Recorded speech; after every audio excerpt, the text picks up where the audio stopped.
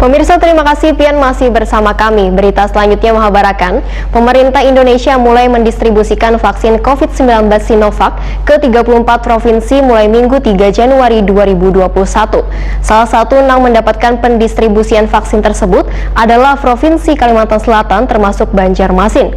Vaksin COVID-19 baru dikirim pada Senin 4 Januari 2021, kemungkinan akan tiba ke Banjarmasin 2 atau 3 hari setelah pengiriman.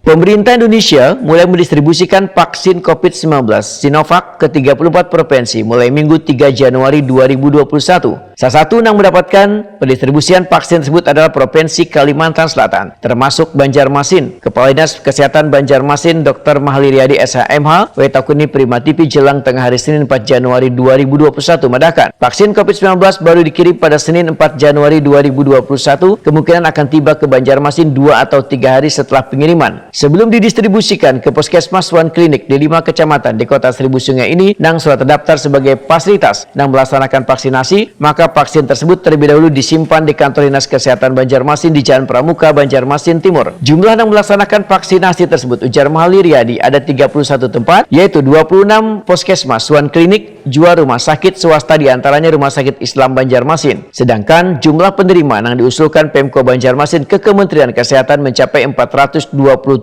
ribuan vaksin untuk warga Banjarmasin, ditambah untuk tenaga kesehatan yang sudah terdaftar secara online sekitar 2.400 orang, karena mereka merupakan garda terdepan dalam penanganan wabah virus corona. Penerima vaksin COVID-19 ini, ujar Mahli Riyadi, akan terus bertambah karena wabah ini masih terus diproses. Sedangkan orang yang akan lakukan vaksinasi ada batasan usianya, yaitu skala prioritas sesuai dengan arahan, ujar Mahli Riyadi, adalah berumur di atas 19 tahun hingga 59 tahun.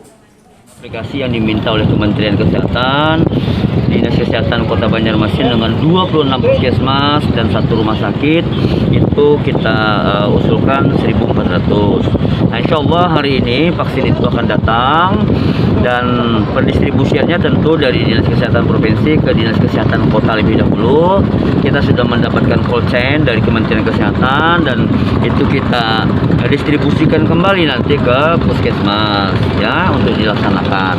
Jadi sumber daya manusia sudah siap, kemudian cold chain atau kulkas tempat menyimpan vaksin itu sesuai dengan suhunya juga sudah kita siapkan, dan insya Allah ya kita akan sesegeranya melaksanakan vaksinasi tersebut. Itu untuk masyarakat gratis kah, Pak?